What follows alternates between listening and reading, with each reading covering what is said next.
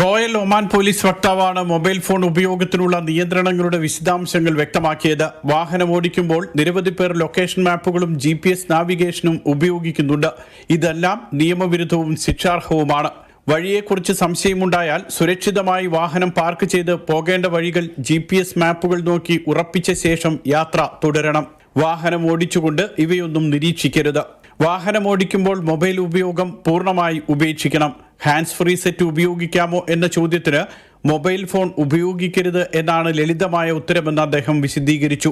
വാഹനം ഓടിക്കുന്നവർ ടെക്സ്റ്റ് ചെയ്യുകയോ online browse ചെയ്യുകയോ വീഡിയോ കാണുകയോ അരുത്. യാത്ര പുറപ്പെടുന്നതിനു മുൻപ് നാവിഗേഷൻ ആപ്പുകൾ നോക്കി പോകേണ്ട റൂട്ട് മനസ്സിലാക്കണം. കോളുകൾ എടുക്കുകയോ ഫോണിൽ സംസാരിക്കുകയോ പാടില്ല. ഫോട്ടോയോ വീഡിയോയോ എടുക്കരുത്. മൊബൈൽ ഉപയോഗിച്ചാൽ 15 ഒമാനി റിയാൽ ഫൈനും 2 ബ്ലാക്ക് പോയിന്റും ശിക്ഷയായി ലഭിക്കുമെന്നും പോലീസ് വക്താവ് വ്യക്തമാക്കി. Mathrubhumi news, Muscat.